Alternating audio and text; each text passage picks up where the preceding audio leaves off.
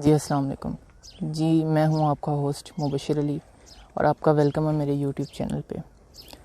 तो जी आज हम बात करेंगे खेतों की पैदावार, फसलों की पैदावार कैसे बढ़ाई जाए, उसके बारे में उसमें खादें आ जाएंगी, हम उनके बारे में बात करेंगे।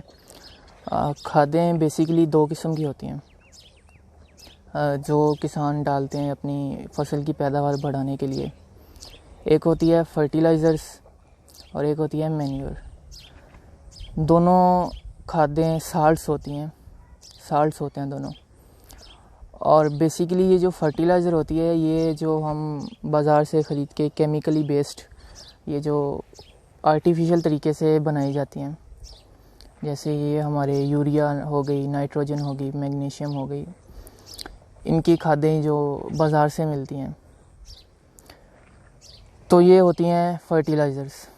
तो अब हमको ये देखना है कि ये जो फर्टिलाइज़र्स होती हैं, ये जो आर्टिफिशियली तैयार की गई खाते हैं, ये तो फैक्ट्रियों में तैयार हो जाती हैं। इनकी फैक्ट्री लगी हुई हैं, कारखाने लगे हैं, वहीं पे आर्टिफिशियल मशीनरी में आर्टिफिशियल तरीके से केमिकल मिला के ये बन के आ जाती हैं और किसान ख़रीद के अपने खेतों को डाल देते हैं। और वो जो नुकसानात हो रहे हैं आगे डायरेक्टली जाके DNA पे असर कर रही हैं। ये आप अंदाज़ा कर सकते हैं कि खेतों को इस हद तक नुकसानात पहुंचा रही हैं कि जिससे जो फसल होती है वो आगे कितनी बीमारियां पैदा कर रही हैं। खैर ये तो एक अलग टॉपिक है, लेकिन अब हम आते हैं अपने असल टॉपिक की तरफ कि ऑर्गेनिक खाद कैसे बनाई जाए। तो ऑर्गेनिक खाद बनाने के लिए अमूमी तौर पे लोग अपने खेतों में बेड लगाते हैं या छोटी सतह पर उनको तैयार किया जाता है। और कुछ जिस तरह हम खादें बनाते हैं कि खेतों को ये जो मुर्गियों का वेस्ट होता है ये डाल देते हैं, गोबर डाल देते हैं, और इसके बाद कुछ पौधे इस तरह के होते हैं कि उनको उगाया ही इस वजह से जाता है कि वो खेतों के लिए मैन्योर का काम करते हैं, कुदरती खाद के तौर पे काम करते हैं।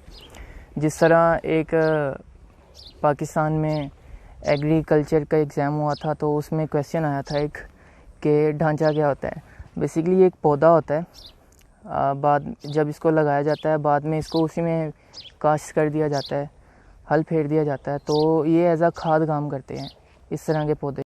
फर्टिलाइज़र का एक ये फ़ायदा है कि इसमें ये जो आर्टिफिशियल खाद होती है, इसमें जो न्यूट्रिएंट्स होते हैं, ये फास्फोरस, नाइट्रोजन, ये ज़्यादा पाए जाते हैं क्योंकि इनमें डाले ये जाते हैं बेसिकली केमिकली तैयार करके। लेकिन मैन्योर में, कुदरती खाद में ये ज़्यादा नहीं होते। लेकिन उल्टा इसका फ़ायदा ये है कि जो मैन्योर है ये आपकी ज़मीन की ज़रखेज़ी को मुस्तकिल तौर पे बढ़ाता है, जबकि फर्टिलाइज़र है जो ये वक्ती तौर पे आपकी फ़सल को जानदार तो कर देता है, लेकिन आपकी फ़सल की ज़रखेज़ी को, आपकी ज़मीन की ज़रखेज़ी को मार देता है, मुर्दा कर देता है ज़मीन को। एक टर्म होती है ह्यूमस। बेसिकली जब हम आर्टिफिशियल फर्टिलाइज़र खेतों में डालते हैं तो वो नहीं बढ़ता, कम होता है बल्कि। जबकि हम ये जो ऑर्गेनिक खादें हो गई, जिस तरह गोबर हो गया, मुर्गियों के फजलात हो गए, ये चीज़ें डालते हैं तो वो बढ़ता है ज़मीन में ह्यूमस। तो ज़मीन की ज़रखेज़ी भी बढ़ती है, वो मुस्तकिल तौर पे बढ़ती है। ज़मीन ज़रखेज़ होती है और वो पौधे को कुदरती नशोनुमा में मदद करती है। तो जैसा कि मैंने कहा था कि आर्टिफिशियल खादें होती हैं जो, वो तो हमें बाज़ार से आम मिल जाती हैं आर्टिफिशियली तैयार हुई, लेकिन उनका उल्टा नुकसान ही है कि आप अपने पैसे दे के अपना नुकसान ख़रीद रहे हैं। तो अब हमें ये देखना है कि हम ऑर्गेनिक खाद कैसे अपने ही पास खुद तैयार कर सकते हैं। उसके लिए बेसिकली एक डेफिनेशन यूज़ होती है कि the organic matter convert into high rich nutritious material, के जो गोबर वगैरह होता है इसको वर्म्स के ज़रिए या किसी चीज़ के ज़रिए, इसको किसी मेथड के ज़रिए ऐसे मटेरियल में कन्वर्ट करना है कि जिसमें न्यूट्रिएंट्स भी हाई हों। उसके लिए ज़मीन को जो उसमें न्यूट्रिएंट्स चाहिए वो उसमें भरपूर तादाद में हों। वो उससे तो ऑर्गेनिक खादों में जो सबसे अच्छी खाद पाई जाती है वो कहलाती है वर्मिंग कंपोस्ट। और वर्मिंग कंपोस्ट के बारे में आपको मुकम्मल एजुकेट करते हैं और दिखाते हैं कि वर्मिंग कंपोस्ट दिखती कैसे है, बनती कैसे है और इसके फ़ायदे क्या क्या हैं। और ये एक छोटा सा बेड बना हुआ था ऑर्गेनिक खाद बनाने के लिए, और ये चारों तरफ ईंटें रख के नीचे एक शॉपर बिछा के और उस पे ये डाला गया है गोबर, ऑर्गेनिक वेस्ट।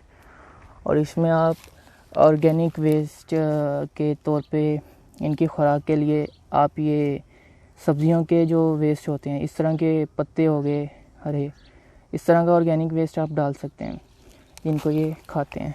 ये बेसिकली इनमें रेड विगलर्स होते हैं और वो इसको खाते हैं गोबर को, और देन उसको कन्वर्ट करते हैं हाई न्यूट्रिशियस मटेरियल में, जो जिसको कहते हैं हम वर्मिंग कंपोस्ट। और वो ये इतनी ज़रखेज़ होती है कि अभी आप ये देख सकते हैं कि ये सिर्फ गोबर है, इसमें कोई मिट्टी नहीं मिक्स, और इसमें ये छोटे छोटे पौधे वगैरह खुद ही उगना शुरू हो गए हैं। और वर्मिंग कंपोस्ट में ये जो बनाते हैं, और ये वर्म्स होते हैं जो ऑस्ट्रेलियन ब्रीड है, ऑस्ट्रेलिया से इंपोर्ट किए गए हैं, वो इसको बनाते हैं। और अभी आपको दिखाते हैं, ये देखें,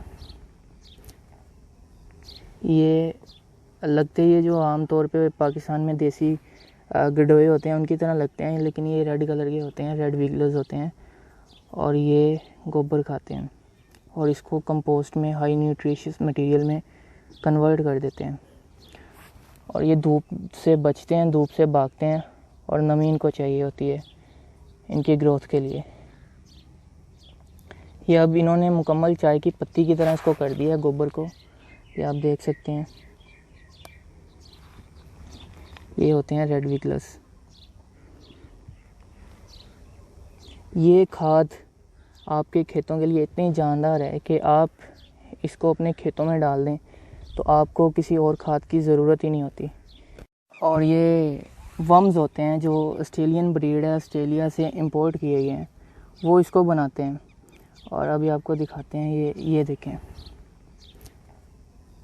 ये लगते ये जो आम तौर पे पाकिस्तान में देसी गडोए होते हैं उनकी तरह लगते हैं, लेकिन ये रेड कलर के होते हैं, रेड विगलर्स होते हैं, और ये गोबर खाते हैं और इसको कंपोस्ट में हाई न्यूट्रिशियस मटेरियल में कन्वर्ट कर देते हैं। और ये धूप से बचते हैं, धूप से भागते हैं, और नमी इनको चाहिए होती है इनकी ग्रोथ के लिए। ये अब इन्होंने मुकम्मल चाय की पत्ती की तरह इसको कर दिया है गोबर को, ये आप देख सकते हैं।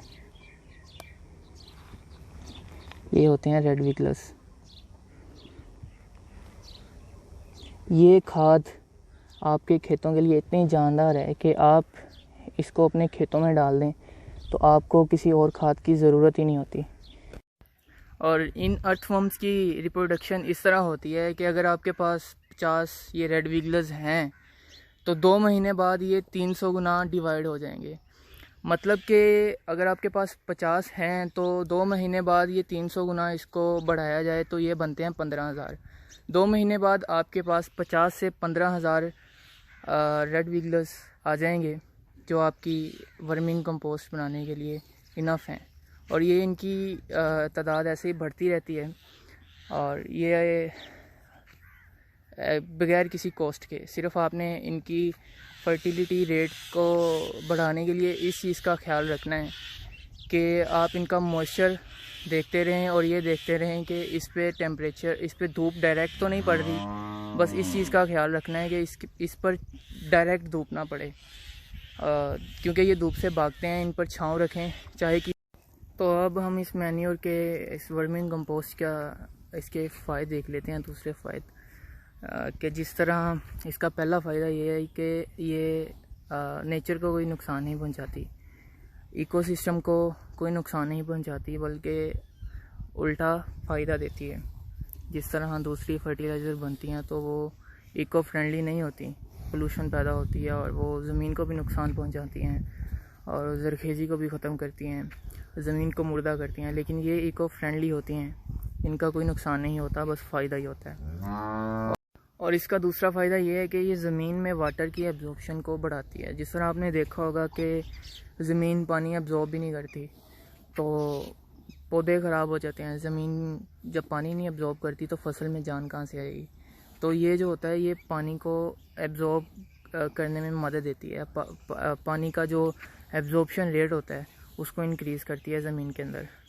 और तीसरा जो इसका बड़ा फ़ायदा है वो ये है कि ये माइक्रो ऑर्गेनिज़म्स की प्रोडक्शन को इंक्रीज़ करती है ज़मीन के अंदर, कि जिससे पौधे की फर्टिलिटी रेट है, जो पौधे का ग्रोथ रेट है, जो पौधे का न्यूट्रिएंट्स अवेल करने का जो उसका स्ट्रेंथ है उसको इंक्रीज़ करती है ये।